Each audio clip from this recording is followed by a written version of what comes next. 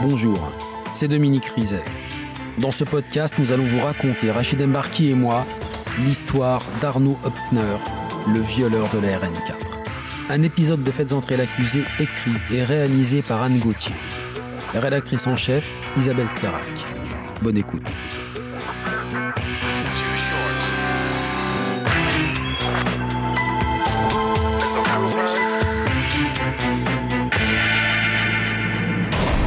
Sa taille, son mode opératoire, son ADN, son portrait robot.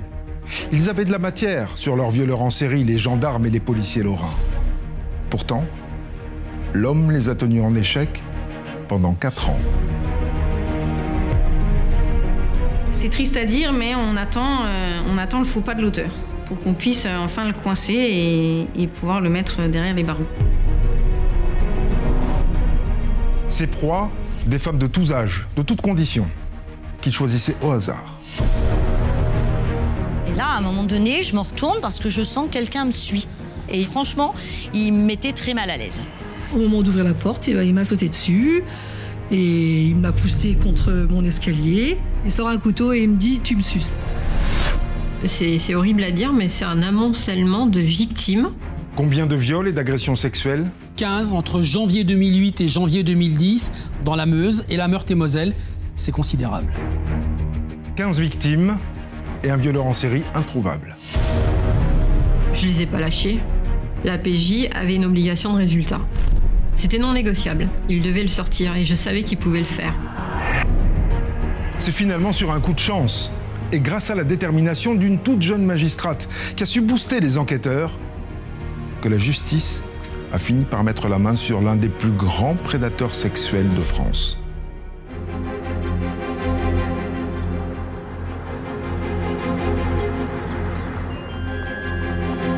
Zaïda Moulet, substitut du procureur, Bar-le-Duc, 2012-2013. Mon premier poste, c'est substitut Bar-le-Duc. Fin octobre, début novembre 2010. Je suis engagée sur une affaire qui a un retentissement au niveau local. Et c'est la brigade criminelle qui se déplace. On passe 1 heure ensemble. Et le chef de la brigade criminelle me dit « On a un violeur en série dans le portefeuille ». Je me précipite dans le bureau du procureur de la République et il me dit « Mais Zaïda, si vous voulez, vous prenez le dossier ». Et j'ai encore l'image de la petite fille qui est récompensée, qui a son cadeau. C'était juste extraordinaire. En moins de 2 mois, j'avais ce pourquoi je suis devenue magistrate, un cold case. Une série d'agressions sexuelles dont l'auteur court toujours. Des dossiers au point mort qui s'amoncellent depuis 2 ans. J'en ai profité pour me jeter dans une lecture, j'ai presque envie de dire frénétique, de cette procédure avec une obsession, c'est pouvoir le sortir, comme on dit dans notre jargon. La première affaire dans laquelle la substitut du procureur plonge est celle d'une jeune cavalière de 23 ans, à Finvel, un village près de Bar-le-Duc.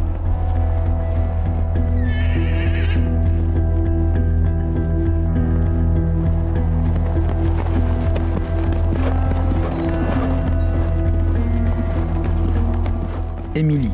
Ce jour-là, j'étais à l'écurie, comme quasiment tous les jours, pour m'occuper des chevaux. C'était dans la matinée. J'étais seule puisque mes parents étaient partis en vacances. Mon chéri travaillait.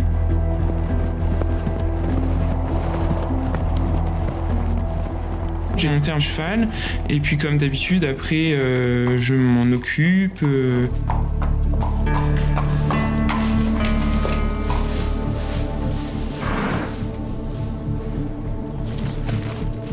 Et en revenant dans l'écurie, un homme arrive en courant par l'autre côté du bâtiment.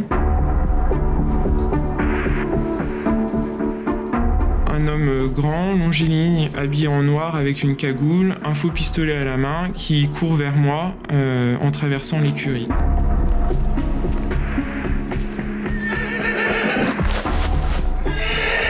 J'ai même cru à une mauvaise blague avec son espèce de pistolet en plastique.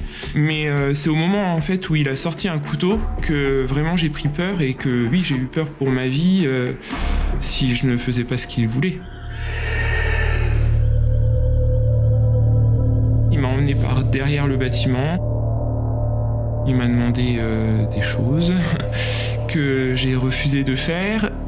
Et du coup, j'ai pleuré. Ça a duré je sais pas combien de temps, ça me paraissait super long. En vrai, je pense que c'était pas si long que ça, mais en étant prise de panique comme je l'étais, ça paraissait très long.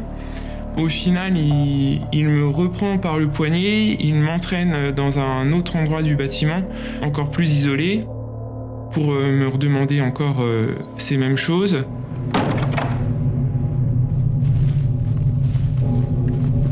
Et je commence à obéir parce que j'ai vraiment peur pour ma vie à ce moment-là. Je pleure, je suffoque et du coup ça l'énerve.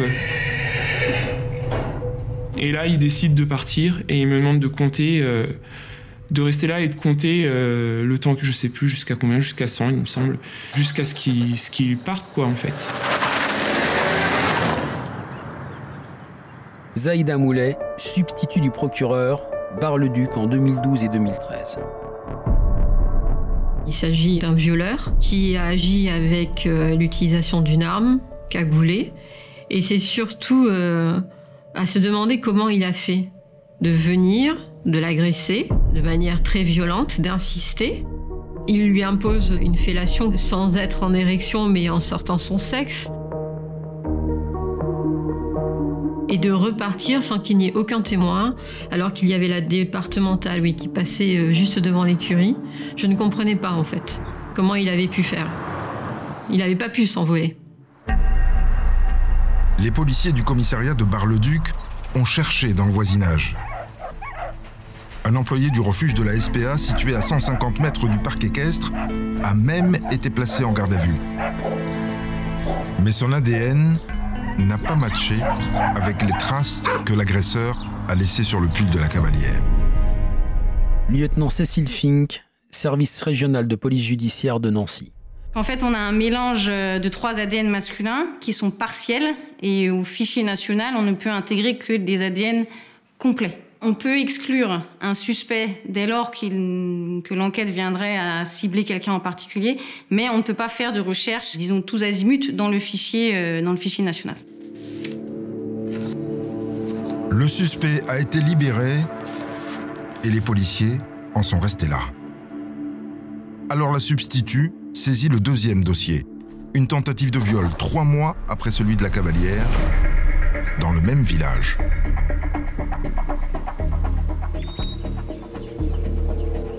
Brigadier chef Benoît Zander, service régional de police judiciaire, Nancy. C'est sur un chemin forestier, chemin de Pisselou, à côté de Bar-le-Duc. On a affaire à une victime qui fait son jogging.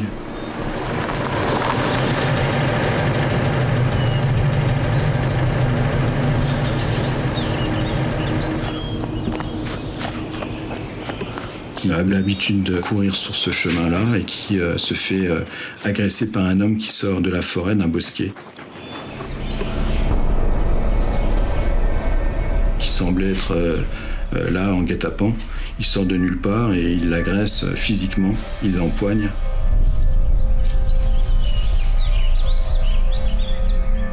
Il veut lui imposer une fellation, elle arrive à se débattre. Elle arrive à s'enfuir. Il la rattrape.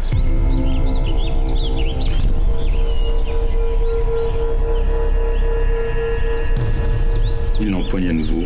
Et au final, il cesse son agression d'une façon subite pour faire demi-tour et quitter les lieux.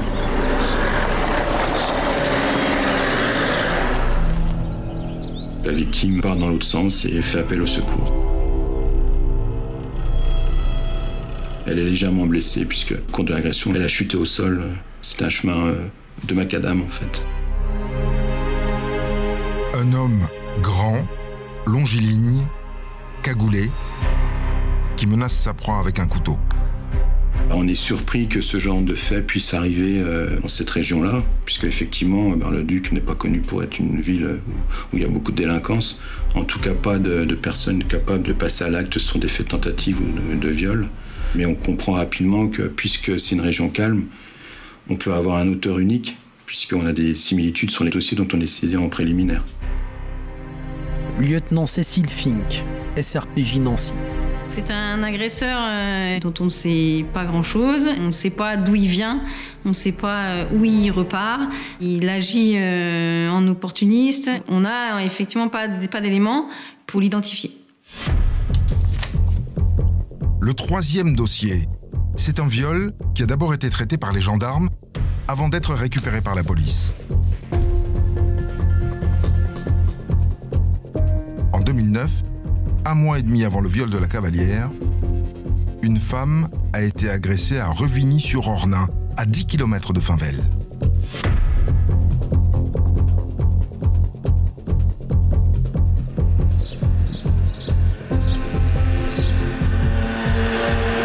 La victime est violée, est obligée de faire une fellation, mais également se voit imposer une pénétration digitale alors même qu'elle rentrait en venant tout simplement de faire ses courses.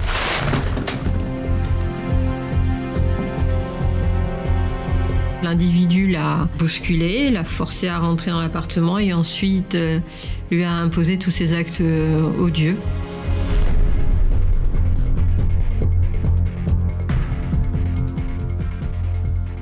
On a quasiment la même description. L'auteur menace la victime avec un couteau et quitte les lieux de la même façon, d'une façon assez subite, en demandant à la victime de compter. Ce qui est intéressant dans ce dossier, c'est qu'il compte un témoin. Le violeur a peut-être été repéré en pleine chasse.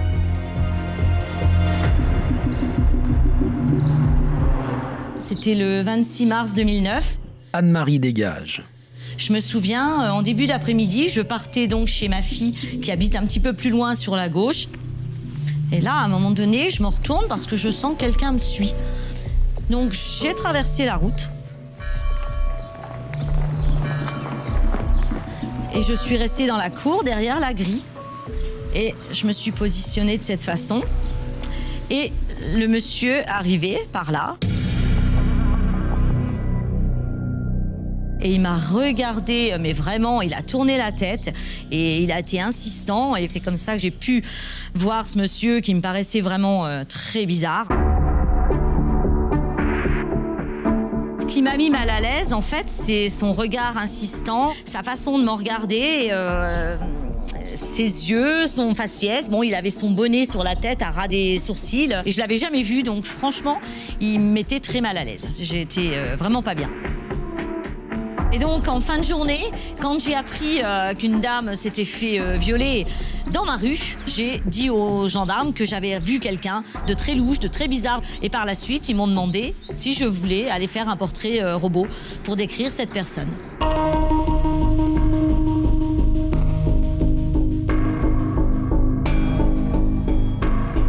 Ils me font choisir des yeux, des formes de nez, des formes de bouche.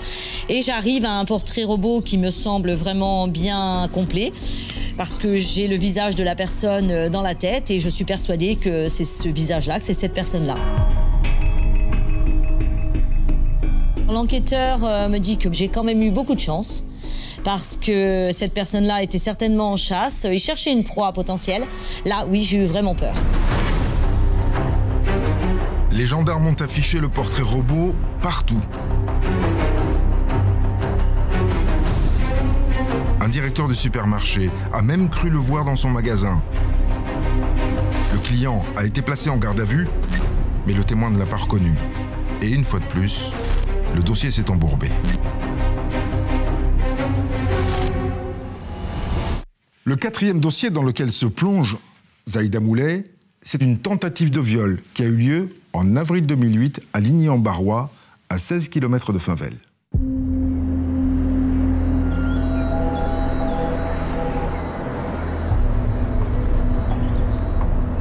Nathalie. Je rentrais du travail, il était 13h30. Je marchais, je rentrais et j'ai dépassé quelqu'un, un jeune homme, avec une capuche, comme ils mettent tous là les suites. Au moment d'ouvrir la porte, il m'a sauté dessus et il m'a poussé contre mon escalier.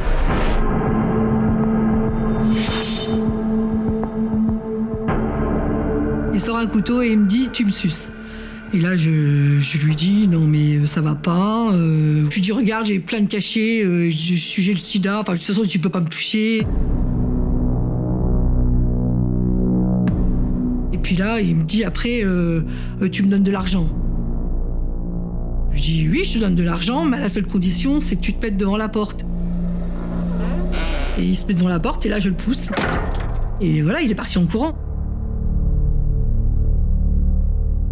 Je me suis dit, il a rien à faire chez moi, quoi. Je vais dire à ce moment-là, si quelqu'un arrive ou si n'importe qui de mes enfants, je ne sais pas, aurait pu être là à ce moment-là, aurait pu rentrer d'école. Je me suis dit non, il faut qu'il parte, quoi. Et puis il fallait que je retourne au travail après parce que je rebossais à 4 heures et je me suis dit c'est pas possible, quoi. Je vais pas pouvoir. Visage dissimulé, couteau, fantasme sur la fellation. La plainte de Nathalie annonce toutes les autres. Zaïda Moulet, substitut du procureur de Bar-le-Duc en 2012 et 2013. Cette première agression permet au moins d'avoir un élément, c'est qu'il peut ne pas aller jusqu'au bout. Si un élément le rebute au niveau de la santé de la victime. Par exemple, cette dame lui dit qu'elle a le sida. C'est quelque chose qui l'a rebuté. C'est un lâche. Brigadier chef Benoît Zander, service régional de police judiciaire, Nancy. Qui élabore son agression à l'avance. Il profite d'une situation et il s'adapte à la situation. Et quand la situation, à ses yeux, devient trop compliquée, s'il se sent pas en mesure d'aller au bout de cette agression-là, on sent qu'il est fragile psychologiquement ou qu'il n'est pas assez fort pour poursuivre son agression. Et il abandonne. C'est un pulsionnel opportuniste, en fait. Zaïda Moulet attrape le 5e dossier, le dernier, qui date de janvier 2010, 8 mois avant l'arrivée de la substitut à Bar-le-Duc. Encore une fois, il s'agit d'une tentative de viol à Ligny-en-Barrois, à 300 mètres de chez Nathalie. Et cette fois, la violence est montée d'un cran.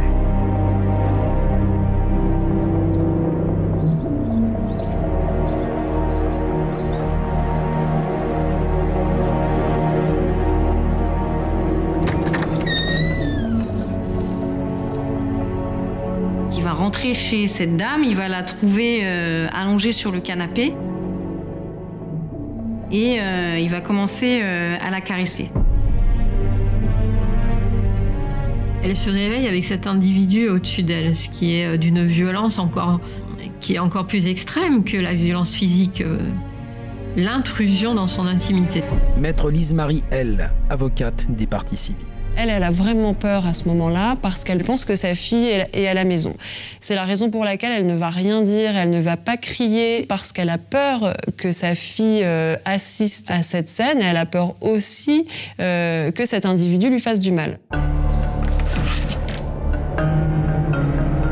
La victime décrit l'auteur comme quelqu'un d'extrêmement décidé et violent, qui la tire par les cheveux pour essayer de la pousser à l'intérieur de la salle de bain. Lui s'énerve parce qu'il n'arrive pas, il essaie de claquer la porte, il n'arrive pas à la claquer. Elle va profiter de ce moment-là pour s'échapper. Il la rattrape, il lui frappe la tête contre le mur, ensuite il la frappe dans le dos. Elle sent la pointe de son couteau, il la lézarde avec le couteau à travers les vêtements. Il la pousse dans la douche. Il se rend compte à ce moment-là qu'elle se tient le ventre. Finalement, il s'arrêtera parce qu'il va se rendre compte qu'elle était enceinte. À ce moment-là, il la bloque avec le sèche-linge et lui demande de compter jusqu'à 10. Elle parlera de quelqu'un qui est désarticulé, avec presque les gestes d'un fou, qui partira comme il est venu.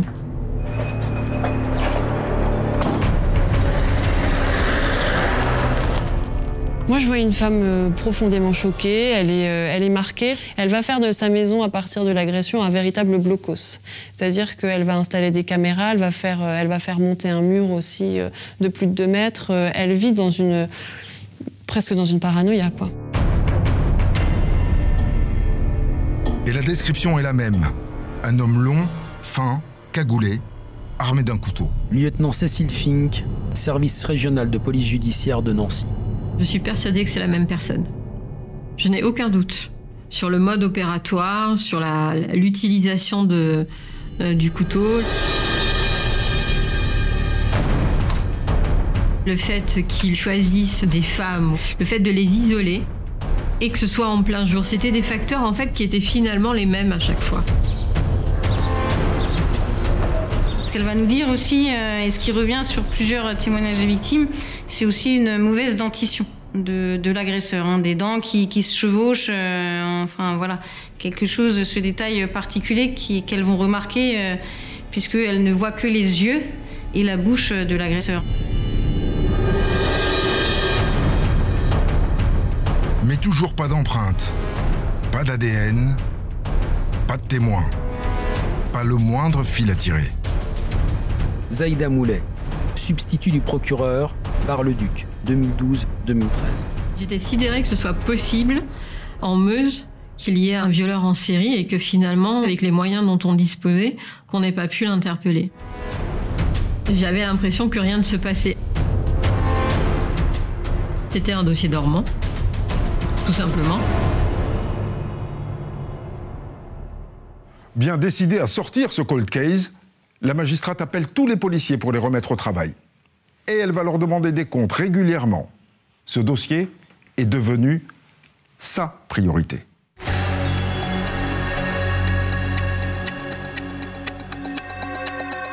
À mon sens, ils étaient passés à côté de quelque chose. Je les ai pas lâchés. La PJ avait une obligation de résultat. C'était non négociable. Il devait le sortir et je savais qu'il pouvait le faire. Enquête de voisinage, témoignages, indices, emploi du temps et fréquentation des victimes. Il faut tout reprendre. Lieutenant Cécile Fink, SRPJ Nancy. À la base, on pense à quelqu'un du coin qui potentiellement peut connaître la région, puisque notamment pour les faits qui sont commis à Finvel, on est quand même sur des endroits assez retirés de la circulation classique, hein. C'est sur des chemins forestiers, c'est dans un parc à cheval, donc c'est pas sur les axes de grande circulation. Brigadier chef Benoît Zander, service régional de police judiciaire, Nancy. On fait un certain nombre de vérifications, notamment sur les liaisons de transport par bus entre les villes satellites de Bar-le-Duc, pour voir si on peut trouver des indices qui nous permettent d'identifier l'auteur. Il y a la téléphonie aussi qui est mise en avant sur tous les faits pour voir si on a des numéros communs qui matchent sur les cellules téléphoniques. Bon, toutes les recherches qu'on fait au final s'avèrent négatives. Il n'y avait aucun point commun entre toutes ces victimes. Il y avait un tel panel entre cette jeune fille qui avait 19 ans jusqu'à cette dame qui avait 60 ans. Pas de préférence non plus ethnique, pas de préférence au niveau physique, pas de préférence au niveau des couleurs de cheveux, pas au niveau de la peau. Enfin, c'est ça qui était incompréhensible. Il ne pouvait pas y avoir un critère permettant d'avoir un fil rouge. Les policiers font aussi le tour des hôpitaux psychiatriques, des foyers de travailleurs. Ils ressortent les fiches de délinquants sexuels de la région pour les interroger. On a eu des espoirs sur une personne qui avait fait des faits d'exhibition sur la voie publique et qui était porteur d'un t-shirt de couleur kaki. Et ce fameux t-shirt couleur kaki, c'était une description qui avait été faite par la joggeuse qui avait été sauvagement agressée alors que l'individu sortait de la forêt. Donc là, il y avait un vrai espoir d'identifier l'auteur des faits puisqu'on avait une infraction à caractère sexuel avec une similitude sur les vêtements portés par l'auteur. Mais l'ADN, l'innocente, retour au point de départ. Chaque fois, on avait l'espoir que ça puisse être ça, mais parfois, dès la perquisition, on se disait « ouais, ça colle pas », ou une fois qu'on avait l'individu en face de nous, on se disait « ça sent pas forcément bon, mais on va attendre quand même l'ADN ». À chaque fois, on y croit, à chaque fois, on est déçu, mais on s'accroche. et on s'accroche. Il n'y a pas le choix. C'est triste à dire, mais on attend le faux pas de l'auteur pour qu'on puisse enfin le coincer et pouvoir le mettre derrière les barreaux. Les mois passent. En septembre 2011, Zaïda Moulet fait un stage à Nanterre, en région parisienne, à la Direction générale de la police. Et un de leurs services l'intéresse bigrement. Le Salvac, le système d'analyse des liens de la violence associée au crime. Un logiciel capable de rapprocher les agressions qui ont pu être commises par le même auteur et de mettre en lumière un détail d'importance. Donc là, pour moi, je me suis dit, mais c'est magique. Je vais certainement avoir ma réponse. Donc, je leur parle de mon dossier. Commandant Gouillard, chef du service Salvac. Sur ces 5 faits de viol, on a bien vu que à chaque fois, la victime, elle décrivait par exemple que l'agresseur était mince. Donc du coup, on est allé chercher dans la base un agresseur mince ou de corpulence moyenne. On est allé chercher les viols et les agressions sexuelles. On a vu aussi parmi les différents éléments qu'il y avait un couteau qui revenait de manière récurrente. Et on a également décelé comme autre similitude qui revenait régulièrement, c'est le fait que l'auteur prenait la précaution de dissimuler son visage. J'ai rentré ces critères et j'en ai rentré aussi beaucoup d'autres parce que la base est très précise. On peut enregistrer plus de 150 critères de manière détaillée. Et ensuite, j'ai demandé à la base de me dire quels sont les dossiers qui sont déjà enregistrés dans la base qui réunissent tous ces critères.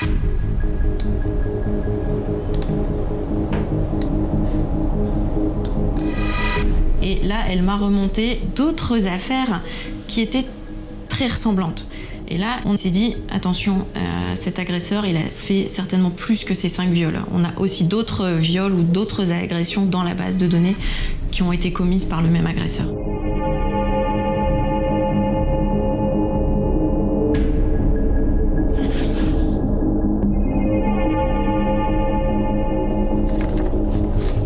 En lisant le rapport, c'est un amoncellement c'est horrible à dire, mais c'est un amoncellement de victimes.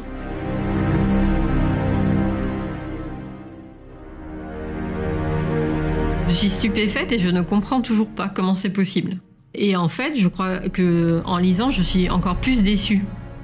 Parce qu'il y a des éléments qui sont croisés entre les enquêtes, mais pas ce qui permettrait d'arrêter, en tout état de cause, l'agresseur.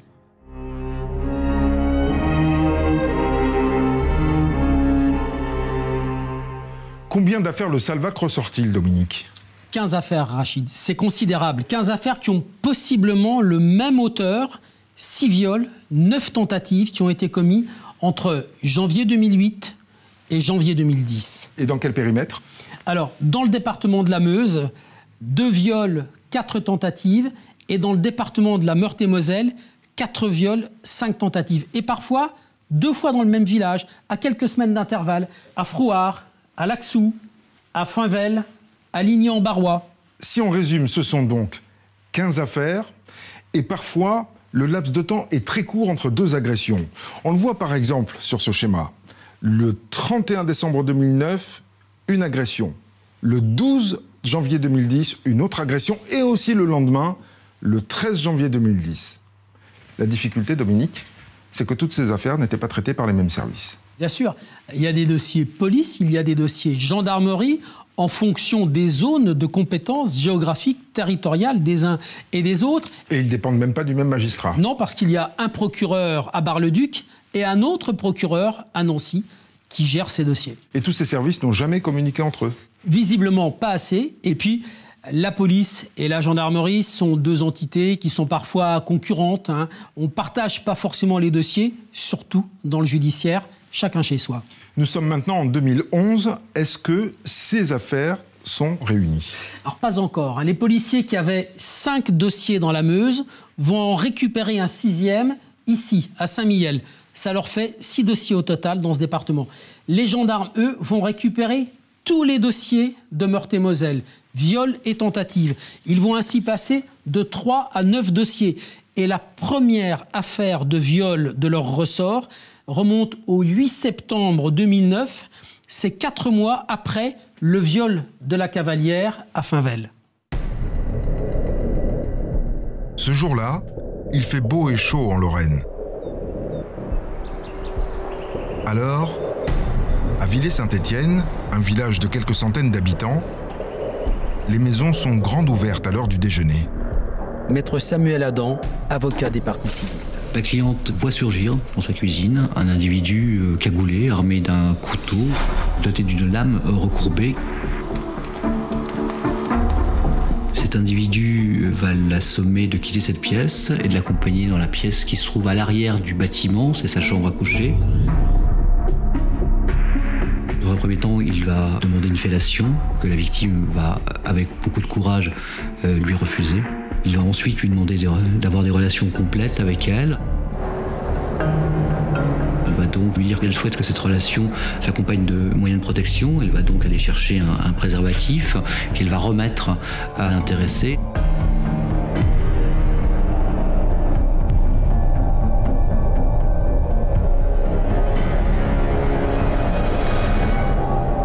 Et après s'être retiré, il va demander à la victime de se mettre sous les draps, de compter jusqu'à 50, et en lui indiquant bien que si d'aventure elle devait parler à qui que ce soit de ce qui s'était passé, il se faisait fort de la retrouver, de lui faire subir la même chose si c'était bien pire.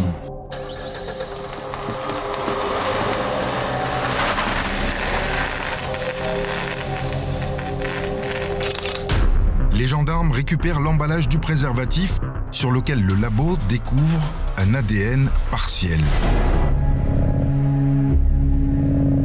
Et 3 semaines plus tard, une autre femme se fait attaquer à Vendeuvre, dans la banlieue de Nancy.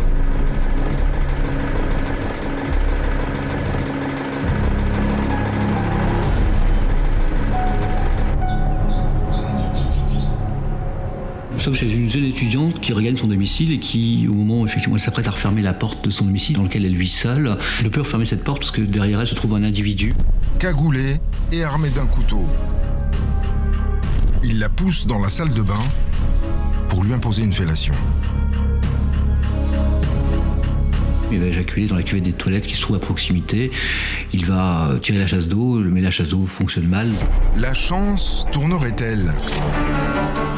Cette fois, les gendarmes prélèvent un ADN complet, qu'ils comparent avec les traces génétiques relevées à Villers-Saint-Étienne. Et bingo, c'est le même agresseur. Mais au fichier national des empreintes génétiques, l'ADN tourne dans le vide. Inconnu. Comme les policiers dans la Meuse, les gendarmes de Meurthe-et-Moselle sont aussi dans l'impasse.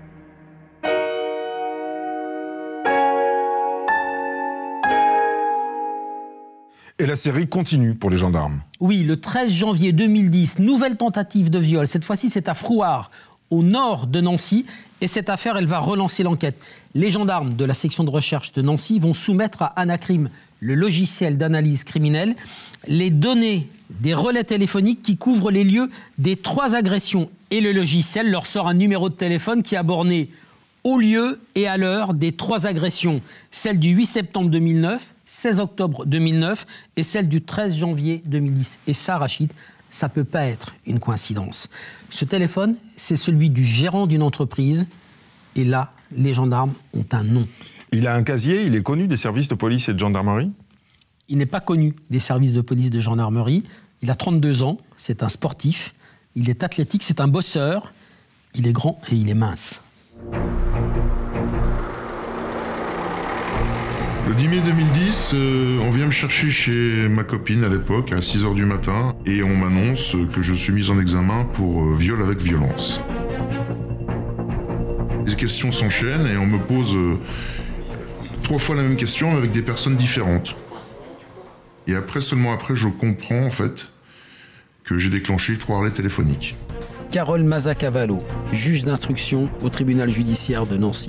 D'avoir quelqu'un qui se trouve à proximité du lieu des 3 faits dans les créneaux horaires, déjà, c'était déjà assez intéressant. Ensuite, on s'intéresse à ce monsieur et on voit que, qu'il passe ses journées au téléphone concrètement à parler de sexe. L'homme nie avec véhémence. Oui, c'est un séducteur. Oui, il a dû déclencher ses 3 relais en roulant dans la région. Et alors ? Il n'a jamais violé une femme de sa vie. Les gendarmes prélèvent son ADN. Et en fin de matinée... On reçoit le test ADN qui est négatif, moi je le savais. Et là j'entends une petite voix dans un bureau derrière qui dit « Non, c'est pas possible, ça doit être lui ». Je perçois un acharnement, non, refaites un test ADN, c'est pas possible, c'est lui qui a déclenché 3 relais, il est trop calme, tout était contre moi, quoi. Donc à ce moment-là, on tombe des nues, parce que je peux vous dire qu'on se sent tout petit en fin de compte. On se sent un peu écrasé par un rouleau compresseur comme ça qui avance et on ne peut rien faire. Parce que tout allait contre moi en fin de compte. J'étais le coupable idéal. Quand le premier résultat tombe et qu'on nous dit c'est négatif, oui, on a même le temps de le refaire une deuxième fois, histoire de vraiment être certain. Parce qu'on pensait vraiment tenir, a priori, l'auteur de ces 3 premiers faits. Mais le deuxième test ADN donne le même résultat, négatif. Le violeur est certainement trop malin pour se servir de son portable au moment de ses agressions. En attendant de le coincer, les gendarmes viennent de frôler l'erreur judiciaire. Sans l'ADN, je pense qu'il était bon pour une mise en examen. On peut dire qu'il a eu chaud, oui. Ce qui me dérange vraiment beaucoup, c'est le motif. Viol avec violence, ça passe pas. Ça passe pas. Je me sens sali. Je ne pensais pas qu'une chose comme ça pourrait m'arriver un jour, quoi. 18 mois plus tard, le rapport du Salvac montrera que les gendarmes sont encore loin du compte, puisque l'homme a en réalité commis 6 autres agressions sur leur territoire d'enquête. Sans le savoir, ils courent après le même homme que les policiers. Et fin 2011, ils en sont tous au même point. Tous attendent le faux pas qui permettrait de l'arrêter. Seulement voilà, depuis janvier 2010, plus rien. En Meurthe-et-Moselle comme en Meuse, le violeur a disparu des radars. Zaïda Moulet, substitut du procureur, Bar-le-Duc en 2012 et 2013. Dans la logique d'un prédateur sexuel qui a été dans une frénésie de commission des faits, notamment en 2009, c'était bizarre que tout à coup, il y ait une interruption en 2010. On se dit, il est mort, ou alors il est hospitalisé, ou alors il est écroué dans un autre état.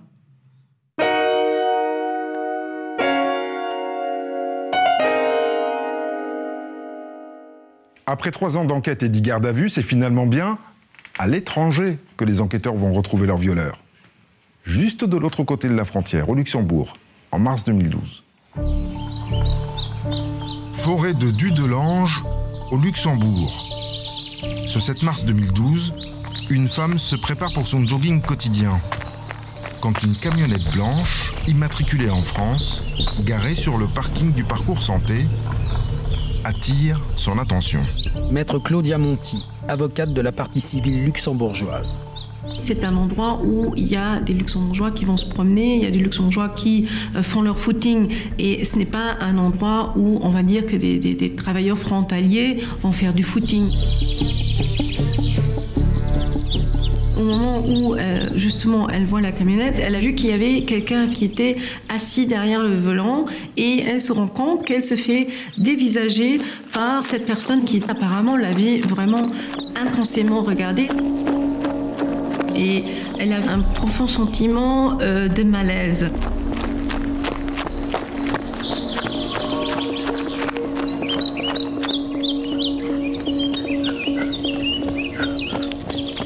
Et quand elle entame son deuxième tour, un homme lui saute sur le dos.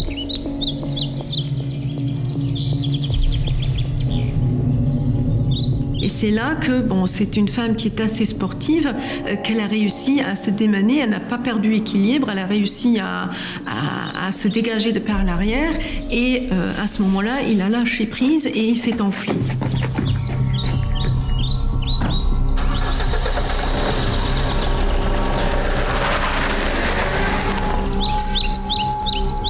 Sur le parking, la camionnette blanche a disparu. La victime fait tout de suite le lien. Pour les policiers luxembourgeois, il s'agit d'une tentative de vol avec violence. La victime se souvient d'une partie de la plaque d'immatriculation. Une plaque française. 54. La Meurthe-et-Moselle. La police luxembourgeoise ne peut rien faire. Son seul recours, une demande d'entraide internationale à la France, qui atterrit en mai 2012 sur le bureau de Cécile Fink et Benoît Zander. Lieutenant Cécile Fink, service régional de police judiciaire de Nancy. On fait des recherches sur cette immatriculation et on arrive à identifier le camion en question qui fait partie donc d'une société de transport sur le département de la Meurthe-et-Moselle. On va se rendre dans cette entreprise pour faire des recherches auprès du gérant pour savoir quel est l'employé qui utilise ce fameux camion. Au moment où on termine cette conversation, il y a un camion de livraison qui se stationne devant la société.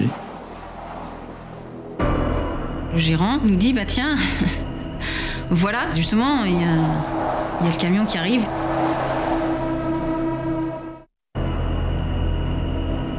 Et là, surprise.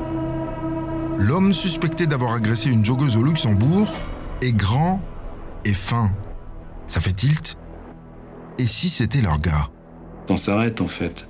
On est figé dans le temps et on se regarde mutuellement en sachant pertinemment que lui, il a compris que j'étais policier et qu'au final, c'était fini pour lui.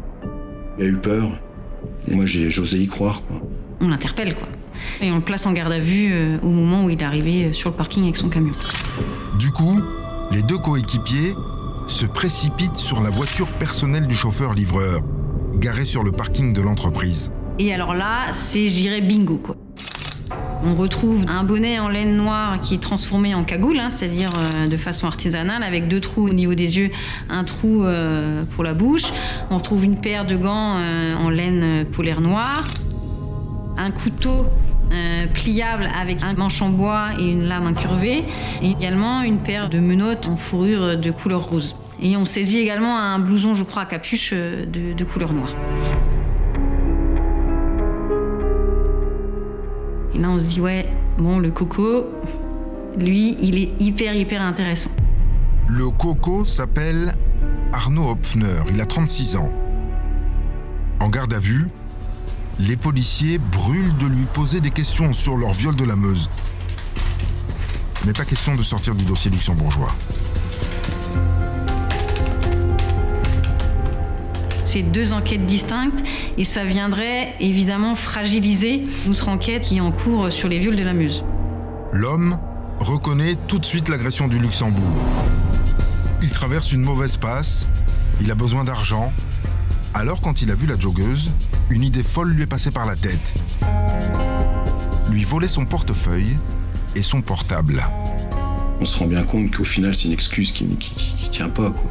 Qui sera sûrement retenu, mais qui ne tiendra pas, puisqu'il n'avance pas d'autres motifs. Donc on reste là-dessus. Voilà, on peut pas... Oui, c'est frustrant. Les policiers doivent s'en tenir là, pour l'instant.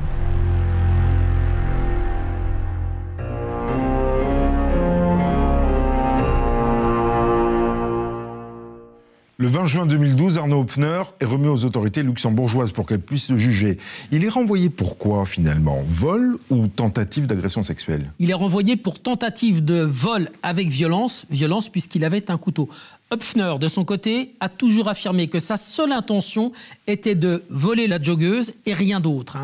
Du côté des autorités de la justice luxembourgeoise, on a considéré que les éléments caractéristiques d'une agression sexuelle n'étaient pas réunis. Même si la joggeuse, elle, était persuadée que l'intention d'Hopfner était de la violer, et même si, côté français, Hopfner est suspecté d'une série de viols et de tentatives de viol.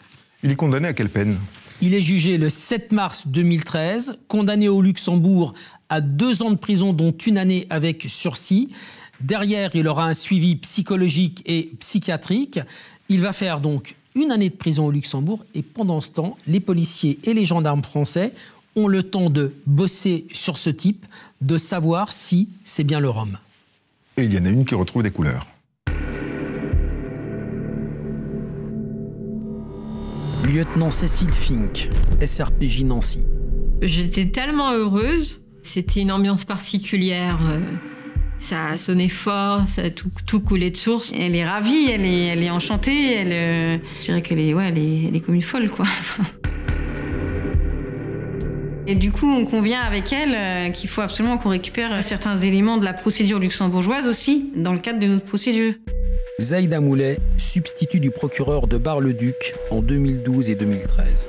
En 2 temps 3 mouvements, je leur rédige la demande de coopération pour les autoriser à y aller. L'idée étant qu'il fallait son ADN pour pouvoir en urgence le comparer avec les ADN partiels qui avaient été prélevés sur la victime de l'écurie quand il l'avait tiré par la manche. Et là, c'est le délai le plus long qui commence. En attendant l'expertise génétique, les policiers se mettent au travail. Ils doivent vérifier si Arnaud Hopfner se trouvait bien dans les parages au moment de chaque agression dans la Meuse. Ça va nous demander quand même un petit peu de temps et pas mal d'investigations pour remonter toutes les sociétés dans lesquelles il a été employé, puisque bon, il est un peu caractériel quand même, hein, le monsieur, donc souvent il fait l'objet de licenciements parce que soit il n'a pas respecté les horaires ou il a eu des paroles un peu désobligeantes envers ses employeurs. Mais là on est comme des fous, hein, parce qu'on se dit, ouais, c'est lui, il faut juste qu'on arrive à le prouver.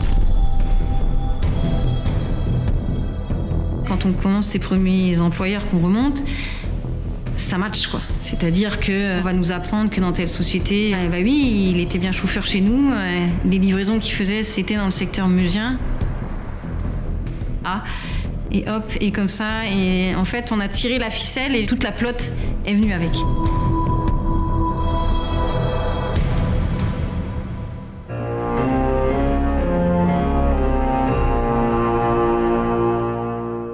Dominique, pour leur vérification, les policiers et les gendarmes ont un outil très utile, le chronotachygraphe. C'est ce que les routiers appellent le mouchard. Oui, c'est un appareil électronique qui est installé à bord des camionnettes, des camions, des véhicules de transport et qui enregistre tout un tas de données, des données précieuses, horaires, vitesse, trajet, les lieux et les heures précises des arrêts. Et toutes ces informations sont répertoriées sur un disque, comme ça, que les employeurs sont censés garder en cas de contrôle de la douane, de la police, de la gendarmerie ou de l'inspection du travail. Ce qui veut dire que les policiers et les gendarmes vont confronter le mouchard de Hopfner avec les lieux, les dates et les heures de toutes les agressions ? Oui. Alors ça va être un travail énorme, mais c'est très intéressant parce que les enquêteurs, policiers et gendarmes, vont découvrir que presque à chaque viol ou tentative de viol, le chrono du véhicule qu'utilise Hopfner borne près des agressions, aux heures des agressions.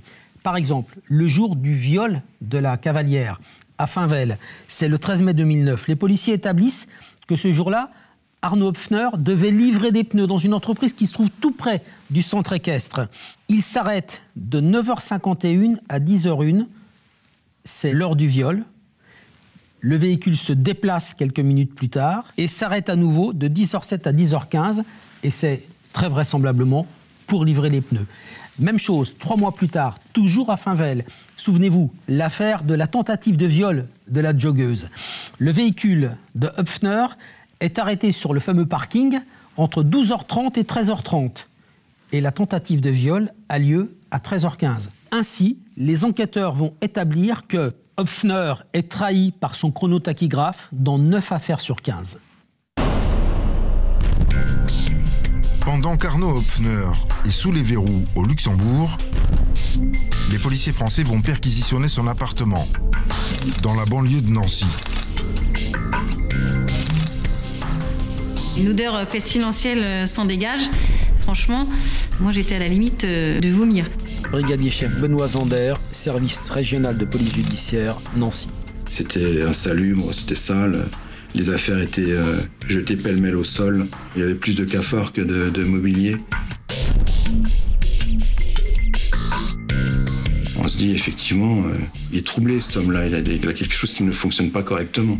On ne peut pas vivre dans des conditions comme ça de façon normale. Lieutenant Cécile Fink, service régional de police judiciaire de Nancy. On fait tant bien que mal une perquisition. On va ressaisir encore un blouson de couleur noire, un pull kaki aussi, parce qu'à un moment donné, on nous avait décrit ce type de vêtements. Et aussi une paire de chaussures de sécurité qu'on va récupérer dans l'appartement. Et puis il y a aussi cette trouvaille. Ce vêtement que plusieurs victimes ont décrit avec précision aux gendarmes. Un blouson avec un Rottweiler. Sans doute un souvenir de son passé de hooligan.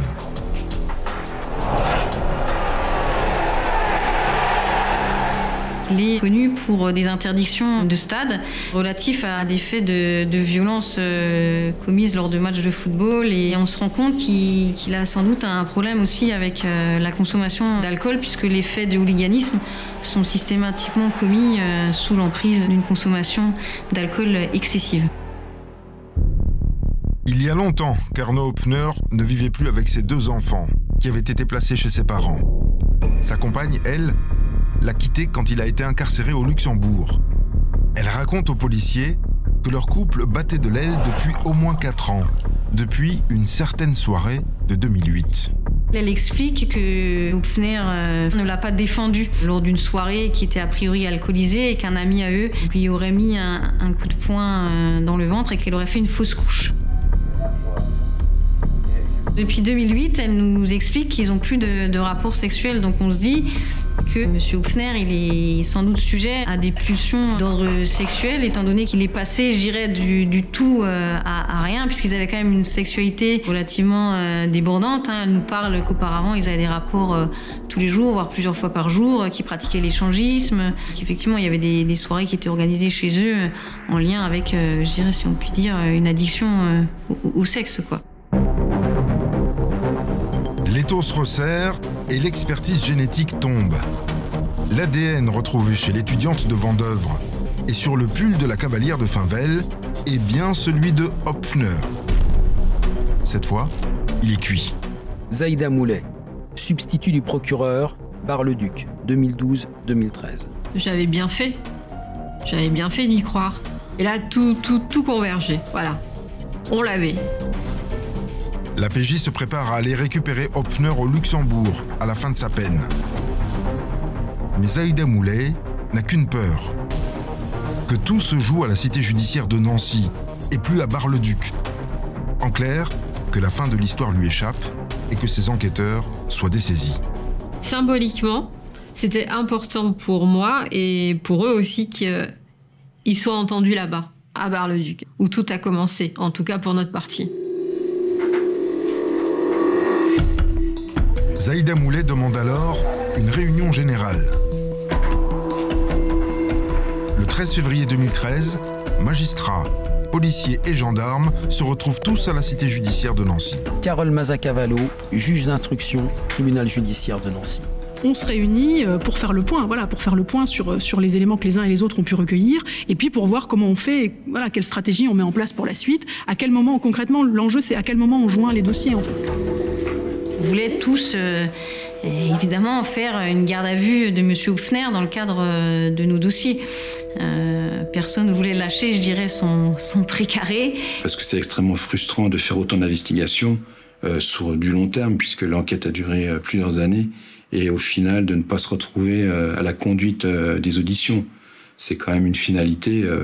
Et pour un groupe criminel, c'est quand même, entre guillemets, c'est la cerise sur le gâteau. Donc c'est pour ça qu'il a été décidé, cette stratégie-là, de garder nos dossiers en prélim jusqu'à la mesure de fin de garde à vue. En tout cas, en espérant avoir des aveux. Police, gendarmerie, à chacun ses dossiers. À la fin de sa peine, en avril 2013, Arno Hopfner rentre donc en France pour y retrouver des policiers et des gendarmes qui ont beaucoup de questions. 2 bonnes gardes à vue l'attendent. Zaïda Moulet, substitut du procureur, Bar-le-Duc en 2012 et 2013. Lorsque je le vois, je me dis c'est bon, il est là. Pour moi, c'était fini. Mission accomplie. Je n'avais aucune émotion et aucun sentiment à l'égard de cet individu. Il était là, à sa place. C'est le tandem Fink-Zander qui ouvre le bal à Bar-le-Duc. Hopfner doit s'expliquer sur 2 viols et 4 tentatives. Et à la grande surprise des policiers, il se met à table tout de suite, très calmement. Brigadier-chef Benoît Zander, service régional de police judiciaire, Nancy. Il répond aux questions, il s'énerve pas, il parle pas trop des victimes. Au final, il explique le passage à l'acte. Il est très synthétique. Il donne l'essentiel sur chaque fait, il passe aux aveux. La cavalière, la femme enceinte, la joggeuse un peu âgée. Enfin voilà, il avait gardé en mémoire quand même l'ensemble de ses victimes. Maître Isabelle Baumann, l'avocate d'Arnaud Hopfner. Il va vouloir être sincère. Enfin, moi, j'ai trouvé qu'il essayait d'être le plus sincère possible. Il voulait effectivement, je pense, soulager sa conscience. Le suspect explique qu'il ne faisait jamais de repérage. Il profite de son parcours professionnel pour agir d'une façon un peu opportuniste. Il explique qu'il a le matériel à disposition. La cagoule, le couteau, tout ça, c'est à portée de main. Donc ça veut quand même bien dire qu'il y a une espèce de préméditation dans les agressions qu'il peut commettre, puisqu'il est, entre guillemets, prêt à agir en toutes circonstances.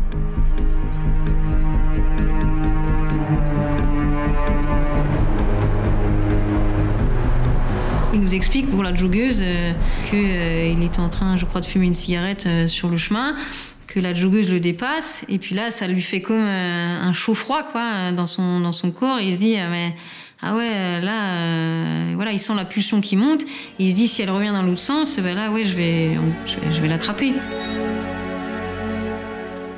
Pour l'aider pour le passage à l'acte, il a besoin d'être désinhibé, et il consomme de l'alcool qu'il a à disposition dans son camion, notamment du whisky, et qu'il a pour habitude de consommer de la résine de cannabis. Il fallait bien qu'il se donne du courage. Car au fond, ce n'est pas un mauvais bougre, c'est une victime. Il dit que c'est pas de sa faute. Hein. Lui, il rejette l'intégrale faute sur sa concubine. Hein. C'est de sa faute, c'est parce qu'elle ne lui donne plus de désir sexuel, c'est parce qu'elle ne le satisfait plus au niveau de leur sexualité, que du coup, il a des pulsions qui sont montées en lui, et que la seule manière pour lui qu'il avait d'assouvir ses pulsions, c'était d'agresser des femmes. Maître Isabelle Baumann, avocate d'Arnaud Hopfner. Il veut se venger. Il veut se venger, non pas des femmes, mais du mal qu'on lui a fait. Il a des besoins sexuels, des pulsions, et il va tout à coup trouver une ressemblance avec une ex-petite amie qu'il a conduit. Et donc il veut se venger, en lui faisant du mal. Et quand ce n'est pas d'une ex-petite amie, c'est d'une enseignante dont il veut se venger. Il voit une femme qui ressemble à une de ses maîtresses d'école, qui a été méchante avec lui, qui l'aurait humilié. C'est son passé qui explique son passage à l'acte, en fait. Mais on a vite compris, au final, que c'était pas vrai. Il nous a déclaré qu'il avait été victime d'agression sexuelle alors qu'il était présent dans une colonie de vacances, chose qui n'a jamais été vérifiée, même contredite par la mère au final, puisqu'il semblerait qu'il soit jamais allé dans une colonie de vacances. On était persuadés, tous autant qu'on était en tant qu'enquêteurs, qu'on avait affaire à quelqu'un qui était dangereux au final. De lui-même, je le vois pas du tout, je le perçois pas en capacité de s'arrêter. Je pense que je suis pas le seul à penser ça dans le groupe d'enquête. Il avait besoin d'être freiné, stoppé. Tout simplement stoppé. À l'issue de sa garde à vue à Bar-le-Duc, Arnaud Hopfner est transféré à Nancy, où les gendarmes l'attendent pour les 9 affaires de Meurthe-et-Moselle. Et là encore, il avoue sans difficulté.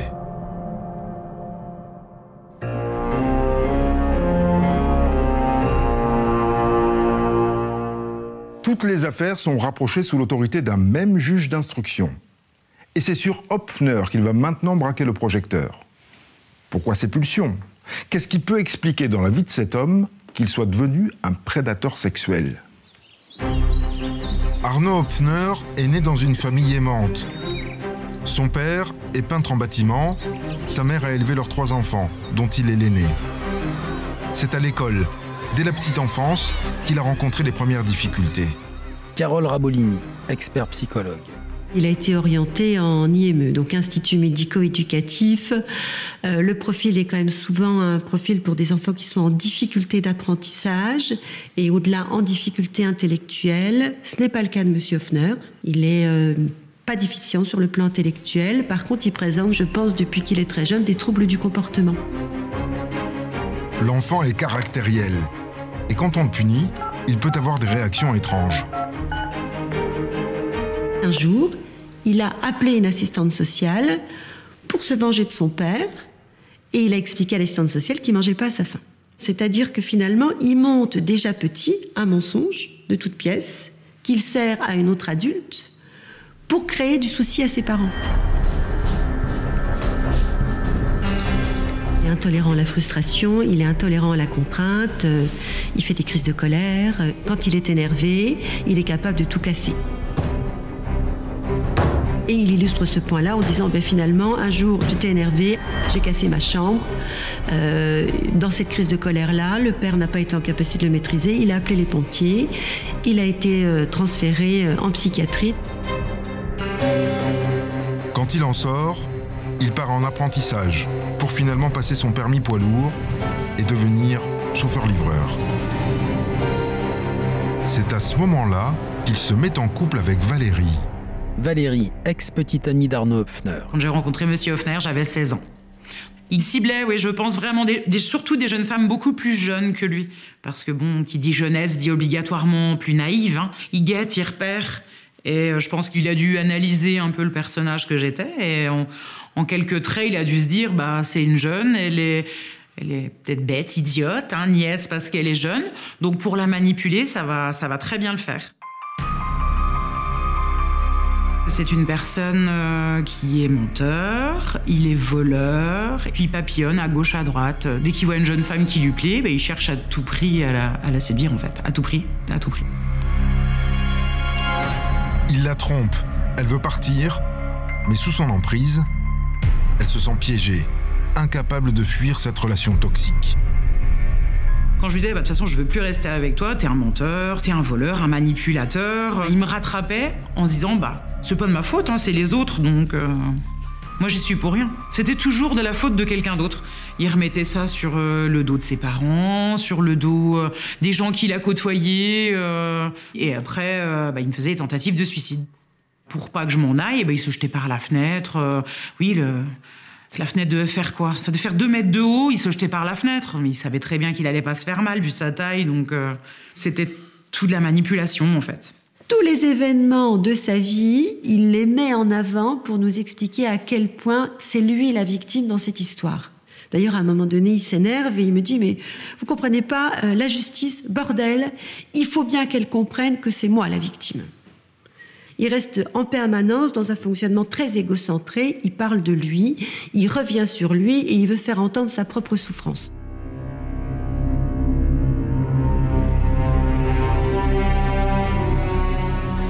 Mais l'expert a du mal à le croire. Pour ma part, je suis intimement convaincue que la vengeance, c'est une thèse qu'il a montée de toutes pièces et qu'il cherche à ficeler pour occulter la dimension sexuelle. Parce que je pense que le problème, et son problème intime, c'est la gestion de sa vie sexuelle. Et je pense qu'il est non seulement débordé par sa vie sexuelle, mais qu'il n'arrive pas à la contrôler. Il m'a déjà proposé plusieurs fois de faire des plans à plusieurs. Il avait déjà émis ce souhait-là. Et j'ai refusé royalement. Je pense que lui recherchait autre chose que du classique et du normal. Donc forcément, il allait peut-être à gauche, à droite, justement pour y trouver ce qu'il recherchait. Une sexualité débordante et un goût pour l'échangisme qu'il n'assume pas.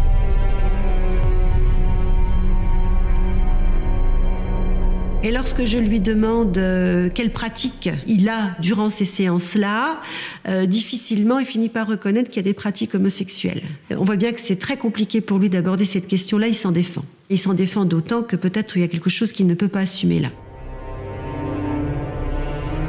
Il n'est pas exclu dans sa volonté d'agresser des femmes, il y a déjà la volonté de dominer et de prendre le pouvoir, mais qui n'est pas aussi une dimension beaucoup plus sadique, qui serait celle peut-être de projeter sur les femmes la responsabilité de ces conflits internes. Et dans ces conflits internes, peut-être la question de son orientation sexuelle et peut-être d'une homosexualité peut-être non assumée. Les experts qui ont rencontré Höpfner sont tous d'accord. Dangerosité sociale extrême, faible chance de réinsertion. Arno Höpfner est renvoyé aux assises de Meurthe-et-Moselle à Nancy pour 6 viols et 9 tentatives avec violence. Le procès d'Arno Höpfner s'ouvre en avril 2016 devant la cour d'assises de Meurthe-et-Moselle, 8 ans après ses premières agressions. L'accusé a 40 ans, il sera jugé à huis clos, comme l'ont demandé les 9 victimes qui ont accepté de venir témoigner. À l'abri du public, face à un homme qui minimise ses crimes et ne cesse de renvoyer ses responsabilités sur les autres, ces femmes vont révéler l'ampleur de leur traumatisme.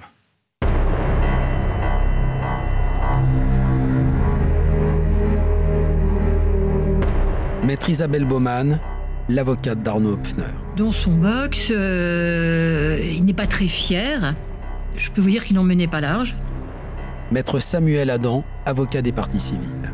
Il ne prenait la parole que lorsqu'il était invité à donner quelques explications, et ces explications étaient toujours extrêmement courtes, lapidaires. La règle d'or était, semble-t-il, effectivement d'en dire le moins possible pour ne pas donner le sentiment qu'il se gargarisait de ce qu'il avait pu commettre, mais aussi peut-être de pouvoir mettre en lumière des faits qui n'auraient pas été révélés par la cour d'assises. Mais très vite, Arno Höpfner passe au second plan, derrière la souffrance de ses victimes.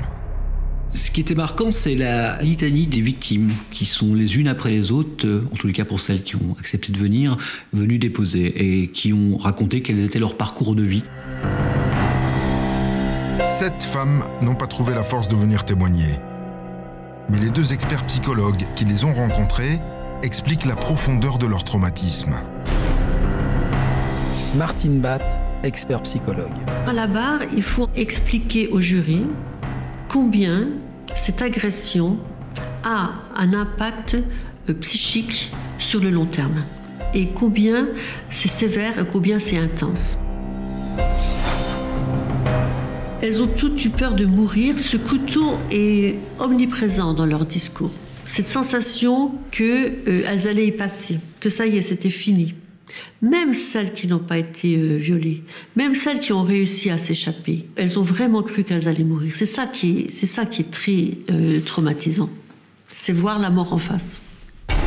Carole Rabolini, expert psychologue. Elles ont ce point en commun, c'est-à-dire qu'après un événement et une agression de cette nature, oui, l'insouciance, la légèreté de la vie, la confiance en l'autre, le sentiment de sécurité intérieure, tous ces aspects-là sont ébranlés et pour certaines, il est abîmé et peut-être pas réparable. La cavalière, elle est aux écuries. Elle est seule, elle voit un homme qui court vers elle, elle distingue un bout d'arme, dit-elle, et là elle dit je ne réagis pas, je suis choquée. Donc là on entend quelque chose d'un processus de sidération. Martine Batt, expert psychologue. Quand il y a un stress intense, très intense, on a une impression de paralysie. Elles ne peuvent pas crier, elles ne peuvent pas bouger. Elles observent la scène, mais elles ne peuvent pas réagir. Et ça provoque un sentiment de culpabilité intense, parce qu'elles se disent « mais pourquoi j'ai pas réagi, mais pourquoi j'ai pas crié ?» Devant une cour d'assises, c'est difficile à expliquer pour un non-initié. Carole Rabolini, expert psychologue. Certaines ont transformé leur maison en blocos. D'autres vous expliquent qu'elles ne peuvent pas se promener dans la rue parce qu'elles ont très peur d'être à nouveau agressées. Ça peut engendrer des conséquences très importantes, des troubles dépressifs, des prises de produits stupéfiants, d'alcool, des difficultés dans l'intimité, des femmes qui vont devenir par exemple très agressives avec leur partenaire, d'autres qui n'auront plus aucun partenaire et qui sont bloquées sur le plan de la sexualité. Il y a des blocages. L'une d'entre elles explique, celle qui était toute jeune, qui avait 17 ans et donc qui était totalement inexpérimentée, dit que depuis elle a un blocage partiel, il l'a abusée par fellation. C'est une pratique à laquelle elle ne peut pas accéder. Martine Batt, expert psychologue. Elles disent tous que ce n'est plus comme avant. C'est bien ça qu'il faut retenir. Il y a un avant et il y a un après. Maître Isabelle Baumann, avocate d'Arnaud Höpfner. C'était quand même angoissant pour lui d'être jugé et puis d'être confronté à toutes ses victimes. C'était un sale moment pour lui. Et la démonstration fait mouche. Même si Höpfner est blanchi pour l'une des 9 tentatives de viol, l'avocat général requiert 20 ans de réclusion criminelle, la peine maximale. Et après 8 heures de délibéré, le verdict tombe. Et là, j'entends 18 ans. Il y avait 14 cas de victimes. Il s'attendait bien évidemment à une peine importante. Même si 18 ans, c'est lourd, il a quand même accusé le coup parce que c'est 18 ans, mais c'était quand même pas 20. Et je crois que ça a été important pour lui. Maître Lise-Marie L, avocate des parties civiles. Voilà, on va lui mettre les menottes et puis il va sortir et ce sera la fin. Donc c'est selon moi le seul moment où il a pris conscience de ce qui se passait. Émilie. Lui, il a été condamné à 18 ans de prison. Nous, en tant que victime, on devra porter ça toute notre vie. Après, ce qui me soulage un petit peu, on va dire, c'est que apparemment, il pourra pas sortir de prison comme ça et il devra se faire suivre. Du coup, c'est vrai que même s'il a que 18 ans de prison, je pense qu'il va quand même avoir des répercussions lui aussi quasiment à vie de ce qu'il a fait.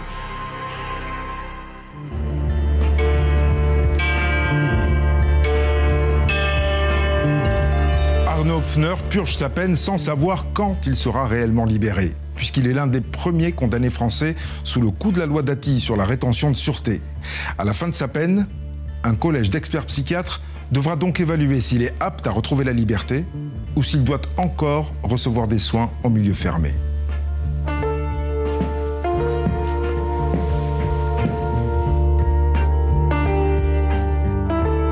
Vous venez d'écouter le podcast de Faites entrer l'accusé consacré à Arnaud Höpfner, le violeur de la RN4. Si vous avez aimé ce podcast, abonnez-vous sur votre plateforme d'écoute préférée pour ne manquer aucun épisode de votre podcast Faites entrer l'accusé.